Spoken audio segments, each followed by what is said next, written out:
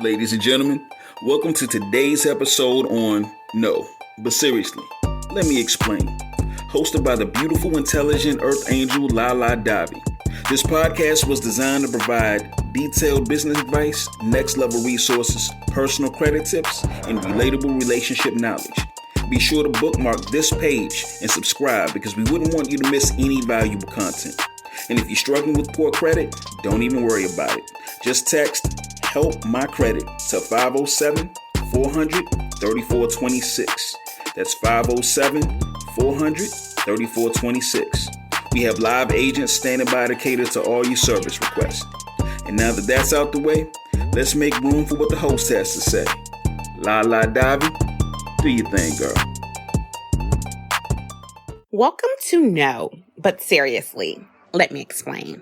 The phenomenal podcast series that will keep you fully engaged with all the tips and tricks that you need in order to be successful while giving you lots and lots of flavor. I am your host, Lala Davi, and today we will discuss dating dangerously. Are you experiencing anxiety when you're dating someone in the beginning stages? No, but seriously, let me explain. Back in the day, before we had internet or even had decent transportation, we were pretty much limited to dating people in our own hometown. However, with all these social media networks and dating apps and the international travel, it's opened up doors to acceptance from multiple offers coming from different parts of the world. And the worst part about that is the dating apps and having this level of travel being so efficient and being able to just jump on a plane at the drop of a dime. You have people now that are willing to search high and low for the perfect partner, no matter where they may be. They figure out everyone in their area is either out of range or ugly, no class, they don't look foreign enough, or they just don't connect well. So they figure they'll just go and look somewhere else, which leaves a few people that's left in your hometown that don't use the internet or apps to pick through slimmer pickings, whatever. Dating has become harder because despite our elevation of consciousness, we still have these human-like instincts with biological urges that pertains mainly to sex. But it's the misguided views for me. People believe that dating should look like that TV series called The Bachelor, or believe that they should really have exactly what they want before they can really go on in this life. But things really begin to fall down a slippery slope into that dating dangerous zone. What can you do to fix this or even prevent it from happening next time? Since most cultures in the world have adopted this foolhardy mindset of the try before you buy type of attitude towards finding the right partner in life, people tend to go through a number of serious or casual relationships, often with sex included, before they even settle for someone. This type of situation, this will be very wise in order for you to avoid problems later. If both of you are seeing people, are you using condoms, and are you keeping your mouth protected as well? Like, what happens if one of you finally finds someone that you're really interested in and you want to be a commitment with? Like, do you tell them, like, will your friends with benefits partner understand and move on without hesitation? Like, acting on these instincts without thinking things through is definitely a first step into walking to disaster accidentally.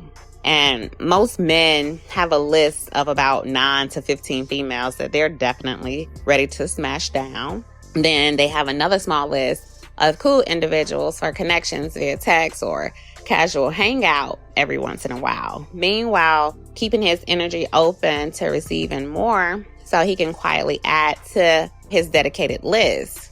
Ladies, you would be surprised if you really knew what some of these men's lists really look like. And I, myself personally, I tend to prefer the exclusive type relationships over the open relationships or the friends with benefits type relationships, because most dudes are not good at all at disclosing any type of information on other sexual partners. Like they just not gonna do it.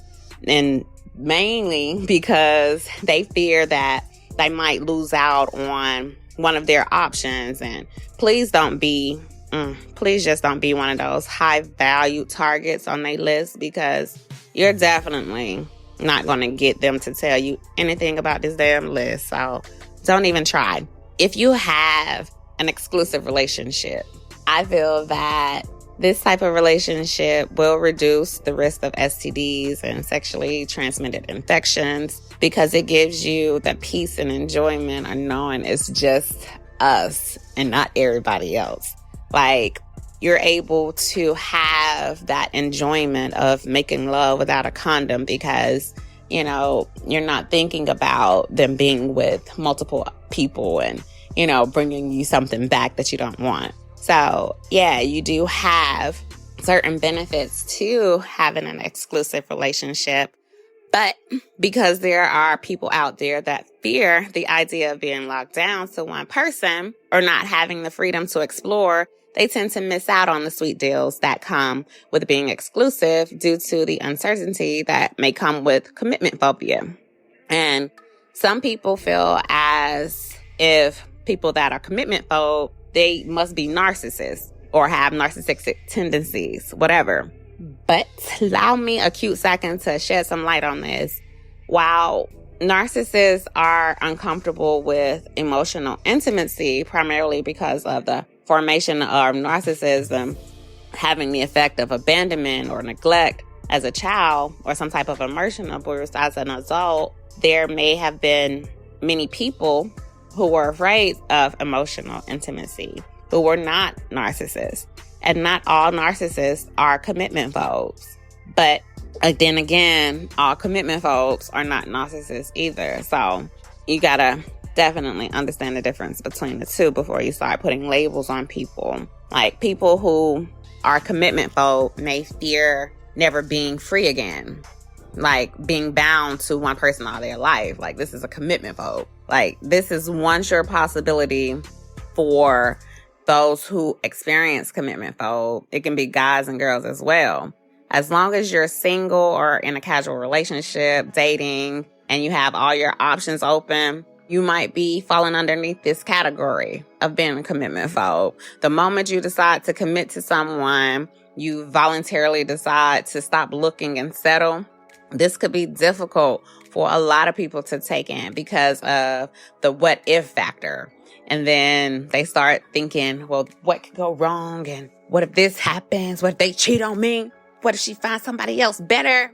And what if I find something else better out there and I'm connected to her? Like, they start having all these what ifs, like all this. Like, stop spoiling your chances. Like, you're not spoiling your chances of committing. Like, your life isn't ending. You're not getting into an evil trap that ends all the good things. You're not being tortured, and you're not being forced or manipulated into committing to someone. It's your choice.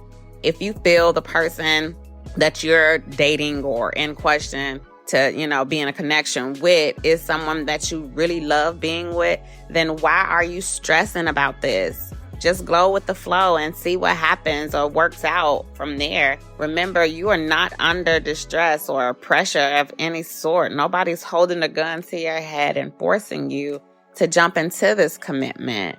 And if you have like a fear of breaking the commitment in the case of being that the person that you want to be with wants to commit, but you're constantly worried about if you'll be able to commit it to that person and keep that commitment, then this might be a fear too that may constantly come up. And you may fear that you may end up hurting someone, you know, that you really care about just because of this. And you don't want to screw up the whole entire relationship. So you just never commit and you keep things at a casual place. I would recommend talking to whoever you're dealing with, letting them know the reason why you feel like you might be prone to breaking a commitment. And then y'all need to form some type of understanding as to what might tempt you to do such things, or If you feel like your energy is shifting, or you feel like you just constantly have to have different people reaching out to you to give you some type of validation, you need to keep your communication channels clear and open always in order to build and grow anything that's going to be successful. But having a fear of breaking that commitment and not really talking about it is going to hinder you in the long run. And fearing that you might be committed to the wrong person, is a problem within itself, because there are some people who want to commit, but they're afraid of committing to the wrong person, and they're afraid of trusting the wrong person and getting serious with someone who's bad news, or just not committing in such a way that makes the other person feel safe or feel like they're valued in that relationship. People tend to think of the worst case scenarios. Let's say the person that you're dating is indeed wrong for you. You might feel a few years go by and down the line, you start to realize that this has all been just a big mistake. Like, why did I get into this relationship type of feeling? So in order to avoid that type of feeling, let's say you don't commit now, even for a few months or a few years down the line. You meet someone else that you like, things start getting serious. And again, due to the same fear, you run from commitment again. And it just ends up being a never-ending cycle. You keep repeating this same cycle, this same lesson, because you didn't learn the first time. Like, you keep going through this over and over. Is that sensible? Are you really losing good people who you can possibly make happy just because you fear that it might end badly? Like, instead of pushing them away, think about how that person make you feel today. How do you feel in this moment? If you're feeling happy and you got good vibes, good energy, it's peaceful, it's calm, content, then guess what? It's time to make yourself happy, even if you feel like things might go wrong in the future. At least for now, you're living in the present and you're not too far ahead of yourself. Get control of your thoughts so you can have this happy and harmonious type relationship. And let me tell you another thing that's really dangerous while dating is those negative insecurities with a dose of jealousy. Like, jealousy, like any other emotion, is an indicator of something underneath the surface. And there's a reason why those emotions begin to come up to the surface. And it's time for you to take time to really understand that. You may find some helpful information that you was blinded to before, but me personally, if I feel like something isn't right, I go with my gut and I trust my instincts. Like, I won't be bluntly accused or accusing anybody else of anything just straight out. Like, I would definitely have a heart-to-heart with my partner, telling them what I'm feeling, asking any questions, because I'm not going to assume anything at all. And based off of the answers that I get, or the lack thereof, that's going to tell me all I need to know. And then I'll decide if I'm going to stay or if I'm going to go. But I'm not going to be someone's option or number two. And you shouldn't either. But having and acting out of jealousy or insecurity is not healthy. It's not a way to show your femininity or your masculinity if you're a masculine. There's no structured formula to feeling secure in a relationship. And I'm just speaking from what I've observed from my friends who are now happily married to each other. In this relationship itself, there's a fear of losing the person to someone else or through separation. And the only way to really curb this sense of insecurity is by really occupying yourself with some hobbies that will preoccupy your mind from that person. So you can fully understand that you and your person have an individual life to adhere to. And by you having your own individual life, that allows you to feel a little bit more at home with yourself and having a sense of knowing who you are and knowing what to do. Like, when you get up with something to do outside of having to do with them, you feel a sense of pleasure and enjoyment. I know I do. Like, I take pride in being able to get up and go and work or run my business or speak on my podcast, whatever. Like, this is a piece and this is enjoyment for me. And even out of the hobbies that you have, you can use those hobbies to monetize on them if you're not already. And that's what I really recommend, because then when you start monetizing on your hobbies, then guess what? Your partner, your husband, he's going to start looking at you in a different light, because he's like, oh, she has a new level of confidence now. Like, she's doing her own thing. She's not really focused on me. But just don't be the person that's out there dating toxic by opening up your relationship and bringing in your excessive unhealed baggage, because you're definitely stepping into dating dangerously by serving that energy to someone that you really care about.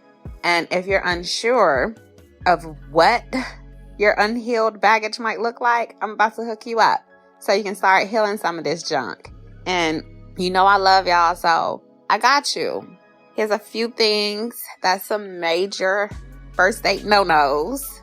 You don't want to do this at all. And I know women really tend to be real crazy about talking too much and spilling the beans a lot, but hey, guys do too. So if you're one of the persons that like to list all of your experiences on the first date, like you telling the whole business with the ex-boyfriends, the ex-girlfriends, how you took their virginity, whatever the case may be, how y'all was doing it, tossing it, flipping it, none of that is needed today. You tell that to your best friend Jessica or to Chris and the homeboys down the block. But this is not the conversation for the first date, okay? Okay. Another thing, you're not going to want to have this catty or judgmental or jealous comments about other women while you're on the first date, or making it so unbearable to get through a date with you because nothing is right for you. The food isn't right, the water's too warm, the fork is dirty, the plate got a stain. Like, no. Tone that down. That's a first date. No. We're not doing that. So don't do that, and don't drink too much. Drinking way too much and slurring your words. You're thinking you're intelligent, but really you just sound like a drunk ass goose. No, it's not happening. You're not trying to go out and get drunk on the first date and then passing out after that. That's not what we're going to do. Okay? And definitely don't go snooping through nobody's personal stuff and get caught. Don't do that. Like, if they leave their phone down and happen to walk away and you just feel the need to see what they was doing yesterday, don't even think about it. Go ahead and delete that negative thought out your mind, because it's not going to end well for you. Like, when you go looking for something, you find something. So let that go. Behavior like this will be enough to send any man running for the hills. And even if they did have their own flaws, just because you was bound to creating something or looking for something that's not supposed to be looked at, you're suspect at this point. And now we need to run. It's time to go. Like, even if you have unrealistic expectations, and this could be a definite bust for sure, but the number one relationship killer that definitely kills instantly is you must be exactly what I want. Oh my gosh. Tell me why the dating pool is so far vast than from what our grandparents experienced many, many moons ago. You know, with women, I would say, because I know me, we tend to go for the looks, you know, first off. We go for the six-pack guys, the 6 figures and 6 feet tall type of dude. Like, yes, that's it.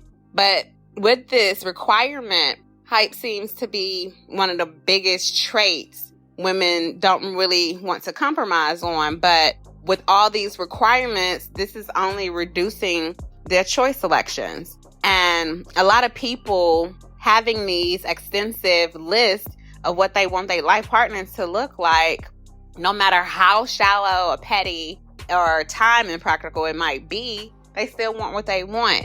It's not just men objectifying women, because women do it to men too. The funny thing is, when you follow the list to a fault, you might just end up with no options left. And that's just because you've been selective all this time and been constantly delusional, being ridiculous about selecting options. Like, there's many people out there with high IQs that are intelligent, that are well capable of handling and managing a successful relationship without being an excessive cheater or texter, are having to have multiple situations floating in the background. But people tend to look past those type of individuals only because they want exactly what they're wanting. And if that person don't look like what they want, they might just look past them altogether, even though that person has everything that that person may need in their life. They tend to look past them because the book cover isn't ideal for their image. When you adjust your expectations accordingly, you know that you'll find your satisfaction with your relationship because it'll have this increase in value. You'll get annoyed with each other sometimes, and maybe you'll even fight. You'll struggle at times, but you'll figure out where the relationship is headed together because you realize that it's normal to do this and so forth. Like, this knowledge and the strength that you give one another to work through your challenges is one way of building that strength and that foundation that you need. You need to have a strong foundation in order to continuously move forward in any relationship. If you like someone, respond to their text messages in a reasonable amount of time. Go ahead and just skip the games and all the playing. If you're in a relationship, now is not the time to start looking for one. If you just got out of a relationship, don't start looking yet. Know that your movie dates are off limits until after you've had several good dates to show that chemistry. And no, I can't come over to your house for the first date because that's not the type of style that we're about to have. Men do pay for the first date. If a man doesn't cater to paying for the first date, let me tell you a real quick little story real quick. There was this time I was out on a date with this guy. He was a pastor. And of course, I, thought he was really cool. He was a perfect gentleman, all that. But after the date, it was like he forgot his wallet and couldn't pay for the date. So I'm watching him fill every pocket, like his upper shirt. He was patting on the top of his shirt, the bottom of his pockets, his sides, trying to see if a wallet would pop up. No wallet pops up. Okay, fast forward. I was like, okay, so you don't have your wallet? You forgot your wallet at home? In my mind, I'm thinking, oh, dude, you about to be back there busting some suds. You don't have your wallet? But he ended up saying, hey, I could, pay for mine if you're able to cover yours. And I'm like, I always have my stuff covered. Like, whatever I order, I can pay for with or without a date. So, not to be, bragging and boasting or nothing like that. But still, you should be able to pay for whatever you're eating on these dates, ladies. Just in case you run into a case where you have a guy that's left his wallet somehow. But maybe he just didn't have that many funds in his bank, but still wanted to date. He had enough to cover his food, but not enough to cover my food. I don't know whatever the case was. But nonetheless, if a woman does at least offer to pay, within the first 2 to 3 dates, that's a great thing. You have a great woman on your hands and she's willing to cater to you, because no one really owes you that. But if it's done without any expectations, then you can definitely move and progress forward with her. But when you're dating, you're not in a relationship just yet. Like, you're on the verge of possibly potential relationship bounds. Dating is a supply and demand in market, and You bring something to the table and so do others. Consequently, they don't demand something if you have nothing to offer in return. So, for example, if you're a broke dude with no personality and a beer belly, don't start to resent women just because you can't score a, cute woman that got this hot beach body of some sort. Like, hot chicks tend to be with dudes that got abs and they look good too. Good couples like to look good together. But that's not to keep you away from this type of person, because there's someone for everyone. If your person that you're dating is a jerk or a loser, then either you're just a bad picker or it's just you. So go ahead and change something up, because someone who truly isn't deeply in love with their partner will always have a phobia about being in a commitment. Like, a dear friend of mine dated a guy for 6 years, and he was always afraid of commitment. Sometimes he would stick around because he was just comfortable with being with the girl. And, then she would come over and he would come over, even though they wasn't really in love like that. And because they've had, 6 years of history, it just became, a thing to do. However, it wasn't until, 3 short months after meeting someone new and deciding to marry her, he dropped the friends with benefits type of situation of 6 years and started a whole new life. And they're still happily married, and they have 3 kids now, just out of a 3 short month time frame. And this just shows that when it's real love, a guy won't be afraid. He'll be excited about making a commitment because he knows for sure that she's the woman that he wants to spend the rest of his life with.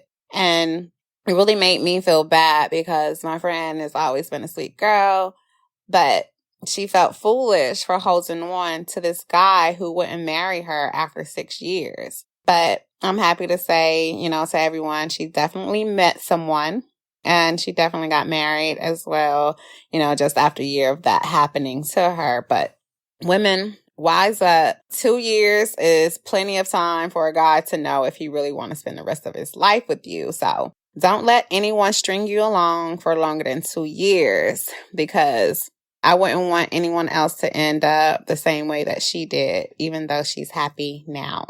Most women are out here looking for security. The men they have met typically don't understand this. There are men that do understand, and then there's men that will go out their way to become the best match or become the best husband. They understand that security doesn't mean just having money. Women tend to meet male after male that are constantly looking for women to take care of them, and these men don't have nothing to offer. So give up on them altogether. And it's not really about giving this type of give and take reciprocation of things, in a sense. It's more so of the man not getting what they want or not getting something that they're really wanting. So they become angry or just go, start cheating, get depressed or whatever. And these good women, they become just tired of this extremely selfish behavior, because these guys, they just tend to pull away just because something don't go their way. These women out here nowadays are equipped with a lot to offer. And when you typically have someone that has their expectations set high, it's because they have a lot to offer. And because they have a lot to offer, they're going to have some pretty strict standards and some pretty high guards as to how they're going to allow you to move about in their life.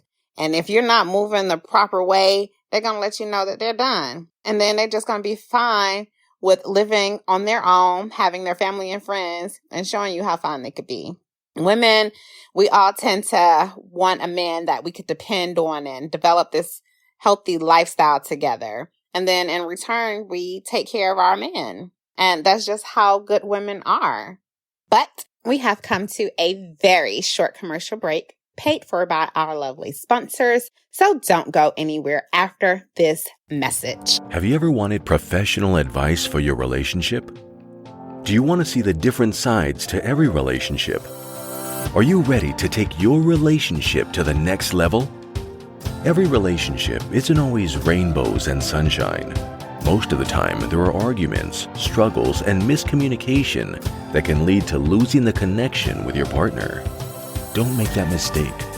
Learn from the stories of others and read corresponding relationship advice to help you understand how to respond if you ever find yourself in this position.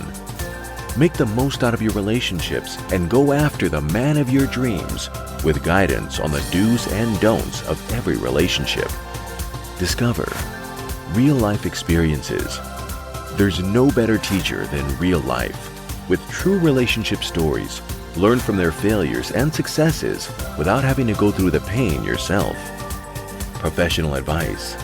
At the end of every story, you'll find relationship advice to help you understand what to do when you're faced with a similar situation. Never feel lost and confused ever again. Securing your relationship. From tips on attracting your soulmate to keeping the relationship fresh and spicy, to ensure that your relationship will stay happy and healthy no matter how much time has passed. Relationship guidelines. Discover the top things to have in common with your partner to ensure a successful long-term relationship. A foolproof and universal guide that always works. Get rid of the confusion and anxiety that comes with uncertainty in relationships and add value to your relationship by implementing the advice and guidance found in this easy-to-follow book. Achieve the relationship of your dreams when you order Find a Man, Keep a Man, professional advice and real-life stories to help you understand your partner. Now available on Amazon, Google Play, and Kindle. Order your copy today. As we have come to the end of the show, I really hope that you have enjoyed this episode. Don't hesitate to leave any comments, questions, or concerns or advice that you might have at goaxlala.com. The floor is always open to all of my incredible listeners. Also, don't forget to subscribe if you haven't done so already, because you don't want to miss out on any of the new and exciting content coming your way. I would like to send you much love, give big thanks for tuning in to No, But Seriously, Let Me Explain. I am your host, Lala Davi, the one with all the sauce. I will see you again next week with more show for ya. Until then, stay bold, beautiful, and brilliant. Love ya.